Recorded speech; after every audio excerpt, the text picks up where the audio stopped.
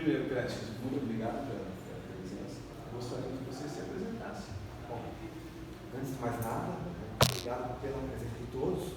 Meu nome é Clécio Alexandre Duran. Eu sou servidor público, trabalho aqui em Londrina, estou morando em Londrina desde 2003, já faz um pouquinho de tempo, e eu digo que eu sou um servidor público que descobriu uma vocação tardia como escritor. Então, todo esse trabalho como escritor, ele veio muito tempo depois, de anos e anos como leitor. Leitor que comecei com quadrinhos, eu percorri toda aquela conhecida trilha, comecei com a Turma da Mônica, passei por outros títulos da Disney, outros títulos da Recruta Zero, que hoje até a gente não consegue mais encontrar material. Eu lia de tudo e, por fim, acabei caindo no famigerado mundo das HQs de super-heróis. É um caminho sem volta. Famigerado por que famigerado?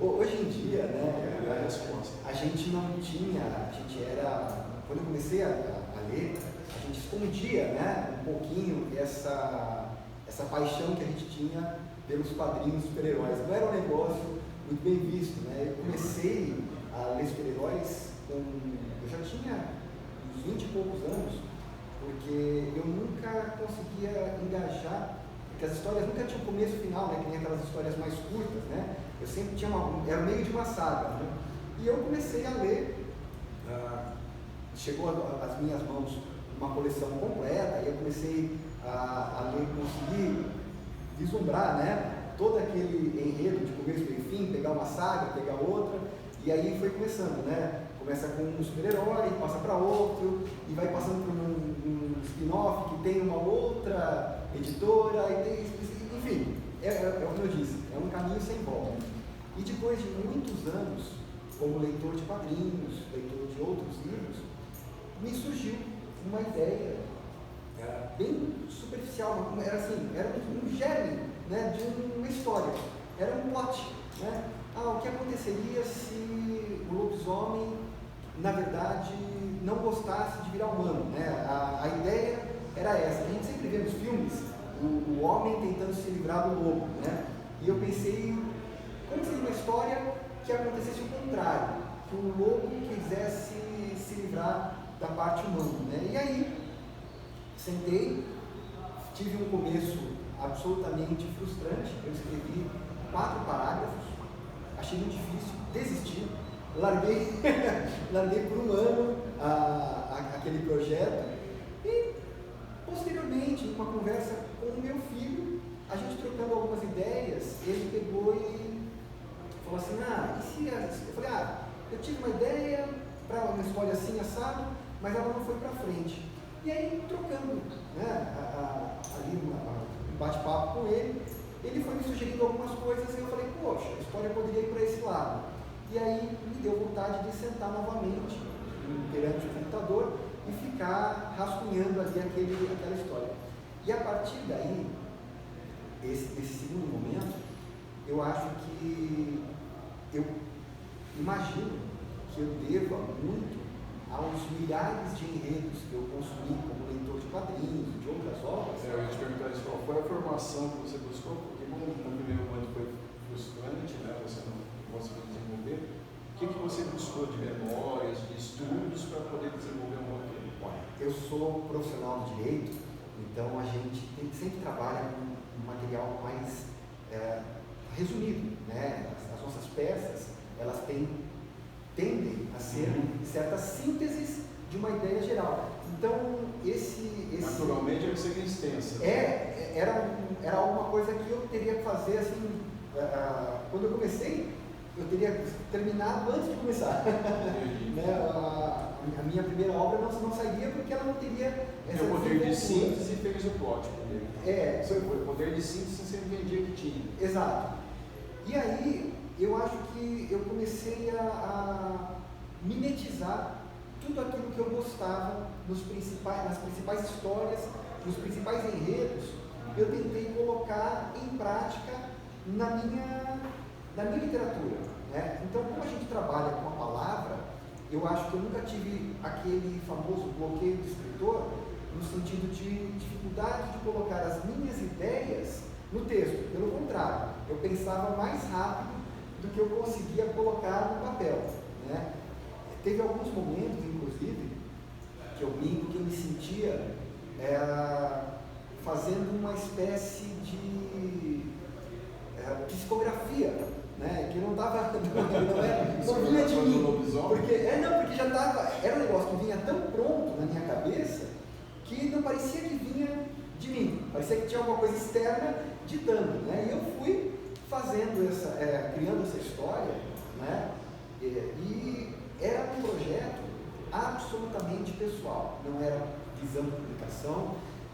Na verdade, tirando o meu filho, que soube lá no princípio, o primeiro leitor, e ninguém mais sabia. Ninguém sabia, eu não contei para ninguém. Era um negócio que eu sentava no computador, nos momentos vagos, e eu ficava colocando ali tudo aquilo que eu gostava, fazendo homenagens, né? Como eu achei que ia ser a única coisa que eu escreveria, a ideia era que fosse a única obra.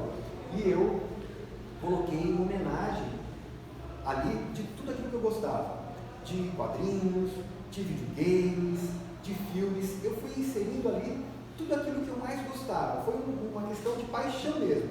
Aquilo que eu era apaixonado, eu coloquei dentro desse livro.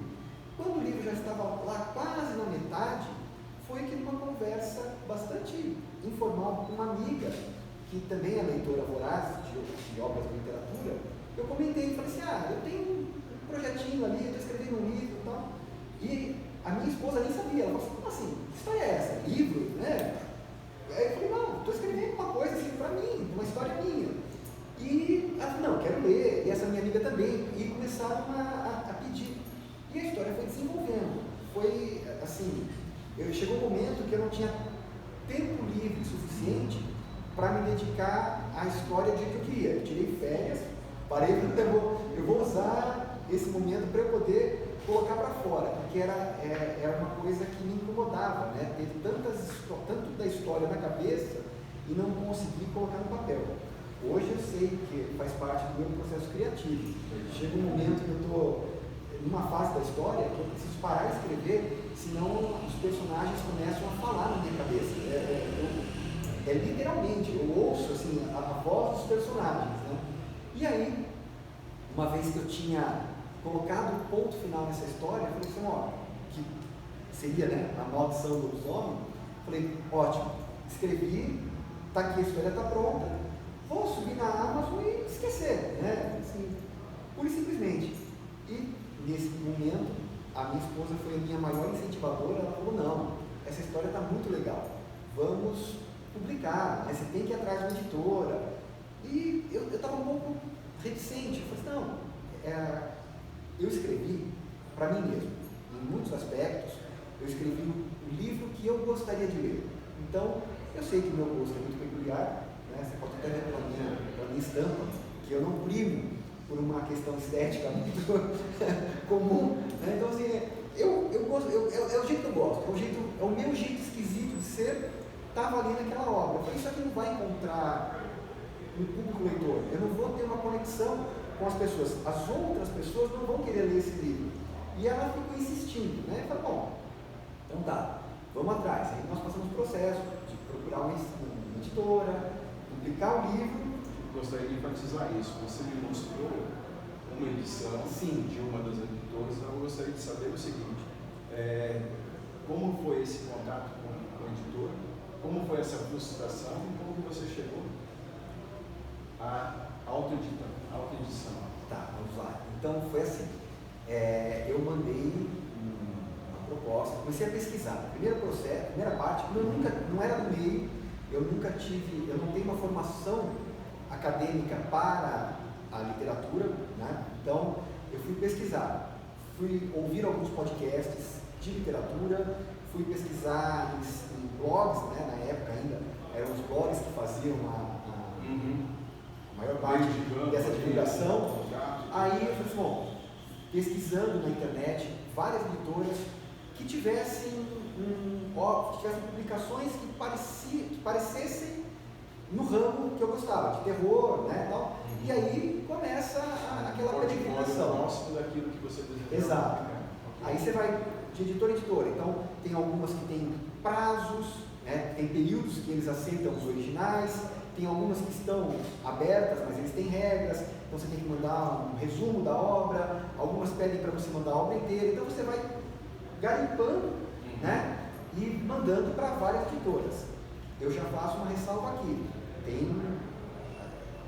muito conhecido no meio, né, dos autores independentes, que tem uma editora que aceita qualquer coisa por uma pequena fortuna, né? Deve ser alguma coisa hoje em torno, não estou na área, mas deve ser algo que hoje gira em torno de 30 mil, né, para você publicar. Não acho que seja o melhor caminho, né, porque você acaba pagando, você está pagando por uma edição que às vezes não vai ter a divulgação.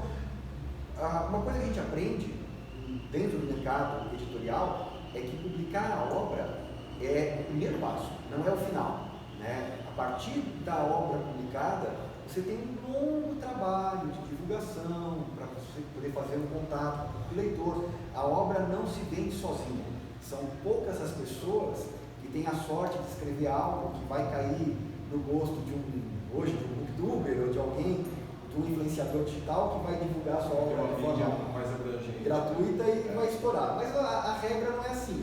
Depende muito do trabalho seu de garimpar, de ir atrás dos seus leitores, de começar a divulgar. Então, dentro desse processo, eu tive várias ofertas, né, algumas assim, que não eram para um autor iniciante, alguém que nunca publicou, era tentador, mas era muito dinheiro envolvido, até que eu tive a oferta de uma outra editora, que me pareceu mais razoável, né?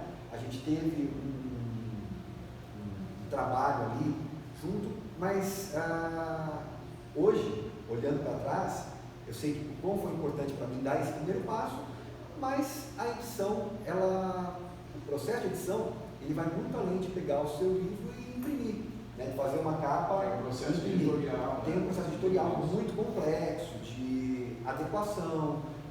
Hoje você tem vários profissionais dedicados a tornar sua obra mais palatável para o público leitor, seja através de leitura crítica, dependendo do tema que você aborda, uma leitura sensível, tem todo um aspecto de adequação, né, para que aquela sua obra...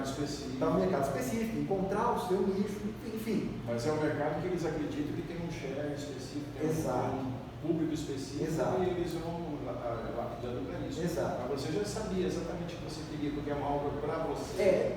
É que e a ideia é achar outros que pensassem ou tivessem o mesmo gosto que você. Então, naquele primeiro momento, eu acho que a publicação era o meu primeiro objetivo, né? Era pegar, eu não tinha ainda toda essa noção, tornar físico o livro. Eu não tinha essa exata noção. Mas foi um primeiro passo para mim que compensou, porque no momento em que eu tive ali 200 exemplares em casa, né, você tem que dar uma vazão para isso. E aí foi que eu comecei a aprender o trabalho de divulgação. Aí eu fui atrás de páginas do Facebook que estavam voltadas à literatura fantástica. E aí você começa a fazer contato tete a tete com os possíveis leitores, vai apresentando a sua obra. E eu acho que para mim foi um bom primeiro passo. Eu acabei gratificante e eu acabei esgotando aquela primeira tiragem. Foi algo que me surpreendeu bastante. E aí, quando eu terminei, esgotei aquela primeira edição, falei, bom, ótimo. Eu achava que não teria leitor nenhum, eu achei que ninguém mais teria um gosto tão deturpado quanto o meu, né? Mas tem muito maluco por aí, e gente que acabou gostando do livro, fazendo resenhas positivas, isso vai criando uma bola de neve. Aí chegou o momento de eu preparar uma segunda edição.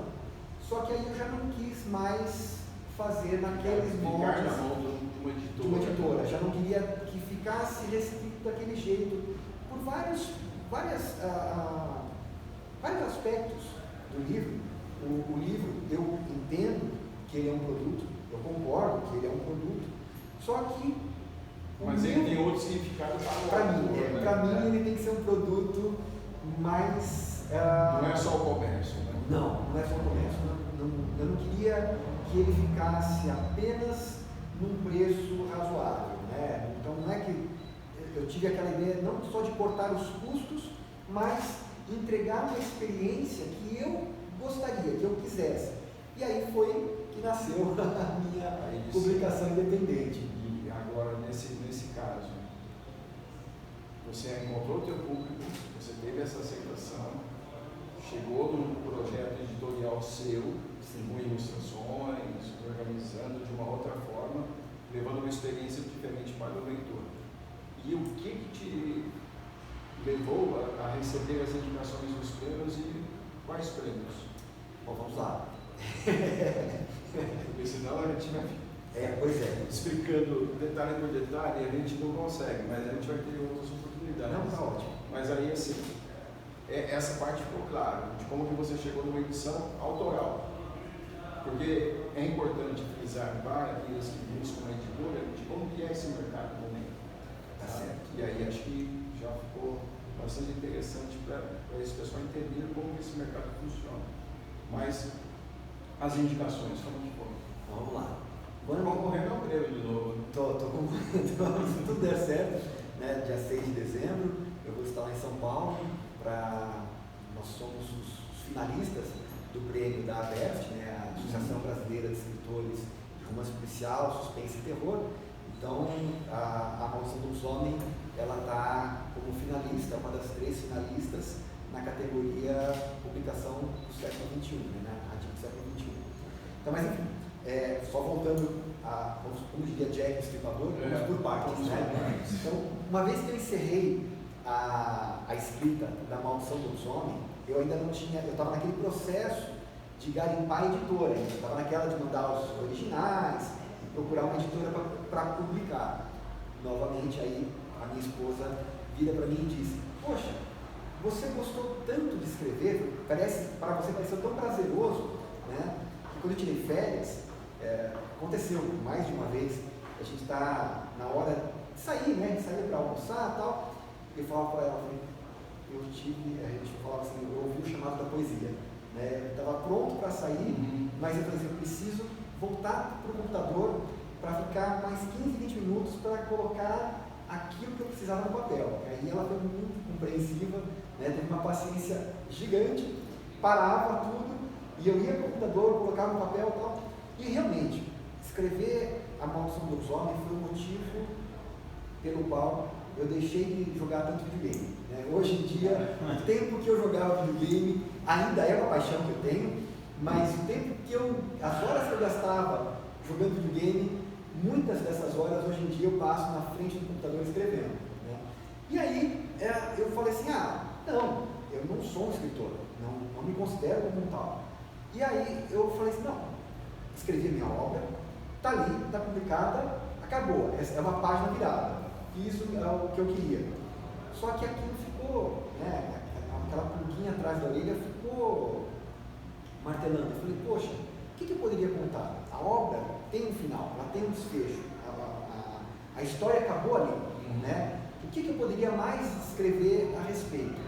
E durante algumas semanas isso ficou ali fermentando, né, na minha cabeça, e surgiu a ideia de escrever um segundo romance de lobisomens, que aí o que era a Maldição do Lobisomem, pura e simplesmente, tornou-se as Crônicas da Lua Cheia, que são os livros voltados para a licantropia, né, para os lobisomens.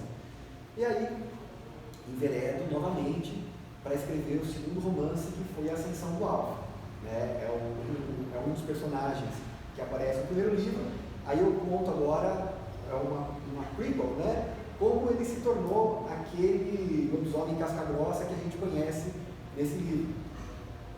Escrevi esse segundo livro, só que aí eu já estava naquela ideia de não publicar com as editoras, né? Aí também fiz uma autopublicação. E na sequência eu escrevi um conto chamado A Outra Casa. Eu falei, bom, essa outra casa era para ser só um conto de 10 capítulos curtinhos e tal, e virou uma história maior, eu falei, poxa, acho que tem algo diferente aqui, voltei para trabalhar, virou meu terceiro romance, né? E esse eu já estava bem inserido no mercado editorial, já participava de eventos literários, já conversava com autores, já ia para cá e para lá, viajando para divulgar o livro, já fui para Niterói, já fui para Curitiba, para São Paulo. Então eu falei assim, não, está na hora de começar a pensar em premiações. Então a minha ideia era me tornar conhecido de outros autores, de editores. Então submeti esse livro, que na época era o meu livro mais novo, A Outra Casa, a 2 prêmios. Ao prêmio da Best, né, isso no ano de 2020 e de 2021, desculpa.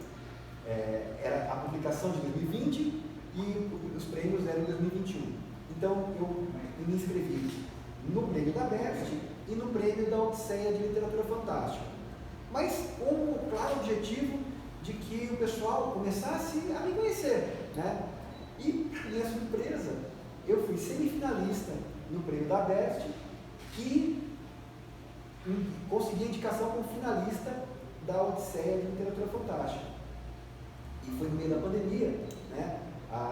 O anúncio do vencedor foi via online, né? A gente estava no evento online, e eu tinha certeza que as outras autoras, as minhas concorrentes, iriam ganhar o prêmio. Eu não tinha discurso preparado, não tinha nada. Eu tinha certeza que a Outra Casa não ganharia o prêmio. Eu estava muito contente com o selo de finalista, né? Já era muito mais do que eu esperava chegar naquele momento, né? Então, falei, não, finalista tá bom, tá ótimo, não vou só assistir a premiação, né? E, para minha surpresa, a Outra Casa ganhou o prêmio da Odisseia de Literatura Fantástica, né? Foi um dos momentos mais vergonhosos da minha carreira de escritor, porque, por sorte, eu não estava de pijamas, né? Porque era o meu normal, no meio da pandemia, estar de pijama.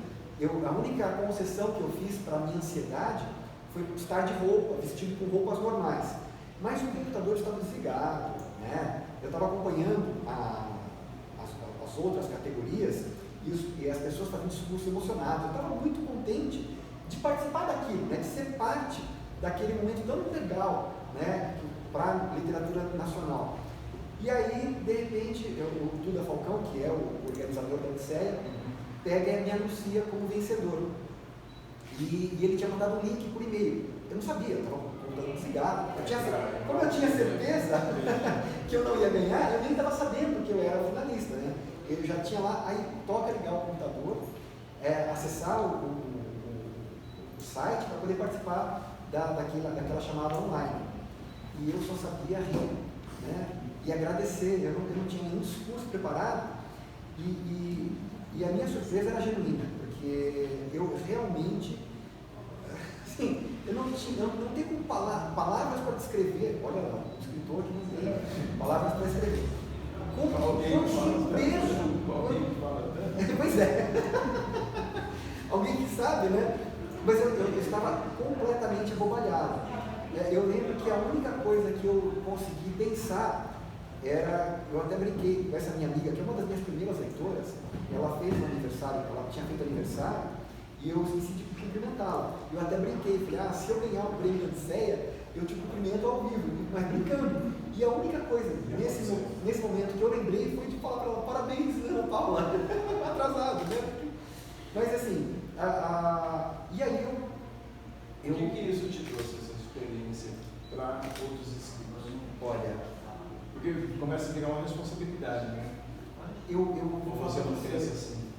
Não, eu sou um pouquinho diferente, né? Assim, a primeira coisa que trouxe é uma satisfação imensa, uma satisfação assim, que eu trabalho, sou servidor público, eu trabalho diariamente com processos judiciais, né? E a gente tem vitórias e derrotas, como qualquer profissão, mas nada na minha atividade principal me deu tanta alegria quanto essa premiação. Isso é uma coisa que, esse reconhecimento de outros autores, né, pessoas que estão ali no próprio meio, no próprio meio. E eu conhecia as minhas concorrentes as meninas são muito boas, são, né? A Larissa Prado e a Isa Tagão. Eu lia obras dela, eu consumia como leitor obras dela. E aí você ter esse reconhecimento, né? E não só ganhar premiação, estar ombreado com pessoas tão talentosas, isso me fez andar nas nuvens, né? Então, assim, eu realmente era algo que eu não esperava. Eu só, nesse momento, me conscientizei de que talvez essa vocação tardia, ela não seja algo tão fora da curva. Talvez o meu trabalho como escritor não seja algo tão peculiar como eu imaginava. Então, talvez eu tenha realmente um público leitor que acaba gostando, né, do jeito que eu escrevo, daquilo que eu tenho para passar nas minhas histórias. Porque assim, a gente trouxe um peso, mas você se sentiu valorizado para continuar escrevendo aquilo que você gosta da forma que você produz. Não mudou da forma de produção. Não, eu tenho uma peculiaridade, que o meu trabalho, eu sou procurador do Estado do Paraná, eu atuo aqui, trabalho na área jurídica desde o longínquo ano de 1991, né? E o meu trabalho, embora seja importante, eu tenho consciência da importância do trabalho, mas ele é muito maçante, ele exige demais da gente enquanto ser humano. É desgastante, é física e mentalmente desgastante, ele exige demais da gente. E como nós, normalmente, né, você fazer um bom trabalho dentro da minha área, não te traz elogios, não tem aplausos públicos, né? Muito pelo contrário, né? Nós nos digladiamos contra grandes escritórios, contra grandes empresas, sempre na proteção do interesse público, mas não é uma coisa que te traga reconhecimento, muito pelo contrário, né? Às vezes muito pelo contrário. Então, para mim, o momento que eu sento para escrever, o momento que eu estou ali para brincar de escritor, tem que ser um momento divertido. Eu tenho consciência de que eu ampliaria demais o meu público se eu tivesse uma linguagem mais coloquial, se eu conseguisse contar a minha história de um jeito mais simples, de um jeito mais acessível. E eu respeito as pessoas que às vezes não têm a condição de consumir essas obras, eu até entendo, mas infelizmente não é o jeito que eu escrevo, não é o jeito que eu gosto de escrever. E como eu já tenho um trabalho muito chato, né, da minha atividade principal, eu não posso fazer a literatura. Então a literatura não pode ser esse momento. A literatura tem que ser um momento de prazer. Você não perdeu esse prazer? Não, eu não abro mão disso. Eu sei, né? Eu sei assim, até através de leituras críticas que eu submeti, né? Eu sei que o terror, o jeito que eu escrevo, as histórias que eu escrevo, elas têm um apelo a um público mais juvenil, né? Mais jovem, e às vezes o jeito que eu escrevo não torna as obras tão acessíveis para esse público, né? Mas é o que eu falo, infelizmente eu não posso tornar a literatura uma tarefa enfadonha. O dia que escrever se tornar uma tarefa enfadonha, eu paro de escrever. Não vai ser. Você falou do plot, teria como você resumir de uma maneira como se fosse um plot? Então vamos lá. Eu sou péssimo nisso.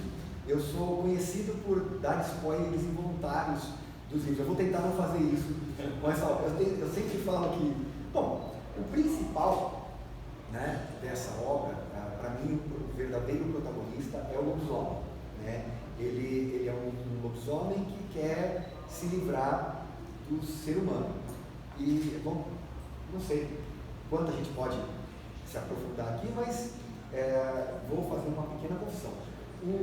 Como era o meu primeiro livro, como era a minha primeira obra, e eu não pensava em publicar, assim, de verdade, né, divulgar, eu usei uma muleta que hoje eu consigo não fazer mais, né? Eu já tenho.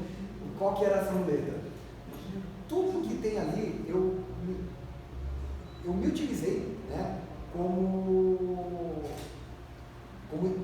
assim, como uma ferramenta para complementar os espaços. Então, o protagonista humano, ele é um procurador do Estado, né? Por quê?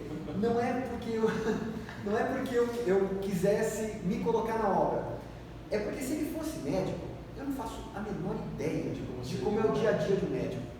Se ele fosse professor, eu teria que pesquisar como é a jornada diária, como que é o dia a dia do professor. E eu tinha uma preguiça imensa de fazer esse trabalho de pesquisa. Eu falei, não, eu não quero pesquisar, né? O primeiro capítulo, ele se passa aqui em Londrina, né? No Zerão, né? Porque era um lugar que eu usava, que eu corria ali, eu usava para correr. Então, todas as localidades, todos os personagens, eles acabam sendo, assim, pessoas que eu conheço, gente que eu fui ali, locais que eu frequentava, né? Do teu próprio cotidiano. Do meu cotidiano, né? E acabou, e chegou um momento que isso acabou se tornando até uma brincadeira, uma piada interna, né? Aí eu comecei não só utilizar a minha vida como uma muleta, por essa falta de criatividade, como eu de propósito procurei inserir certos acontecimentos da minha vida ali no livro, né? Virou até uma brincadeira, não é autobiográfico, né? Eu não vi o lobisomem, pelo menos nunca ninguém me acusou disso formalmente. Você escreveu ali qualquer palavra. Pois é. Não. É coincidência. Pois é, ainda assim é uma coisa mais ficcional. Só que. Ainda assim é ótimo.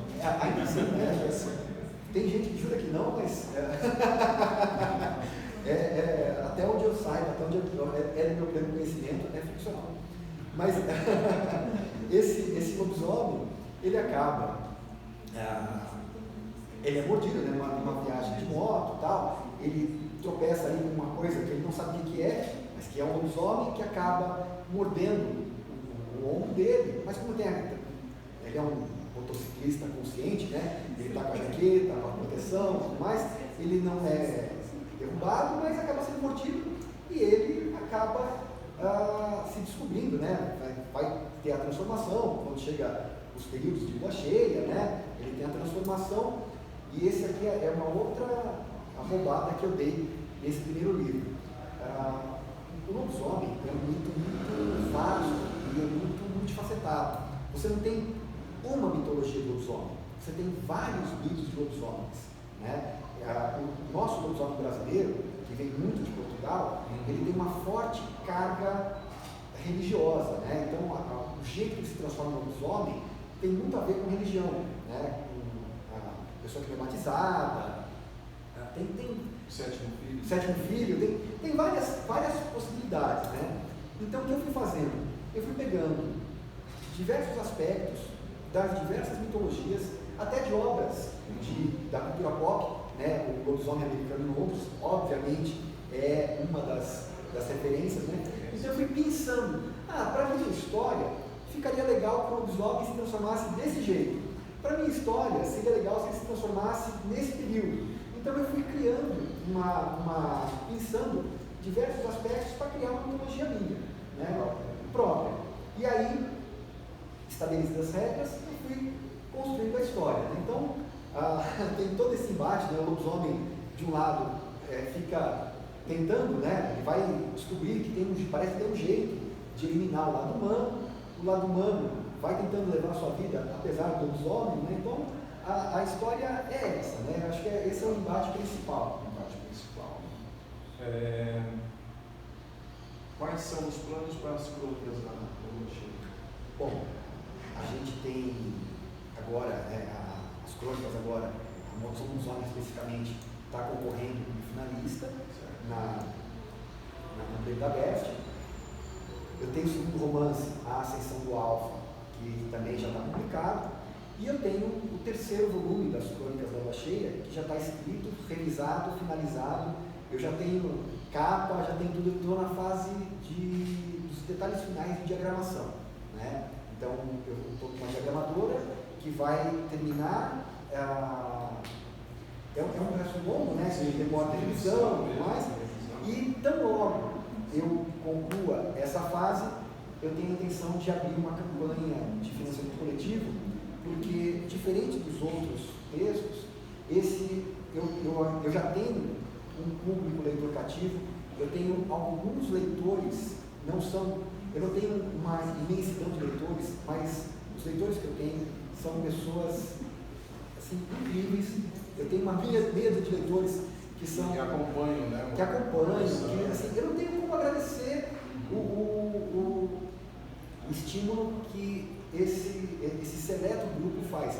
Então é para eles que eu estou fazendo essa campanha, porque eu vou abrir um financiamento que eu vou ter algumas recompensas, vai ter uma estatueta, busto, lobisomem, moedas, vai ser um negócio assim mais elaborado, em agradecimento a todo o carinho e todo esse feedback que eu tive desses leitores.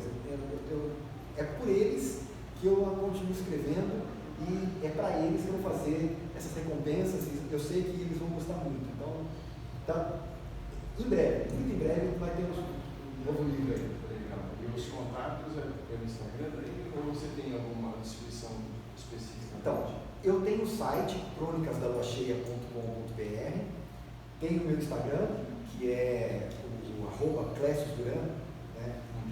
Esse jeitinho, meu nome é um pouquinho complicado, mas é fácil de encontrar. E eu vou fazer a divulgação, tem a página no Facebook, Crônicas da Lua Cheia também, e vou tentar, quando chegar o momento da campanha, eu vou tentar fazer a maior divulgação possível. Isso é muito legal. Bom, o espaço está aberto, os nossos encontros são realizados todo segundo sábado do mês aqui na Doutor da Pública. Nós temos a de novembro e temos o de dezembro, e depois a gente volta. Perfeito. Agradecendo, obrigado, foi demais. O processo criativo acho que foi espetacular, né? Essa parte de entender que cada escritor, cada autor, cada quadrinista tem um jeito meu, é totalmente caótico. E eu não me preocupo muito também em fazer aquilo que o leitor espera, sabe? Mas eu tenho uma coisa comigo que eu só conto uma história quando tem uma história para ser contada. E isso acho que é uma coisa que você segue também. Sim. Você tem essa história. Eu nem vou perguntar se você é o escritor jardineiro, né, ou o arquiteto. Você sabe a diferença dos dois? Sei. Então, você deve saber. Porque dá a impressão que você é o jardineiro. Você está ali, tá certo? Certo, tá certo. Jardineiro, né? Vai colocando as informações, vai seguindo e tal, porque já teve vários autores que disseram o seguinte: se eu sei o final, para que eu vou escrever? É uma coisa meio assim também, né? Obrigado, Márcio. Eu que agradeço.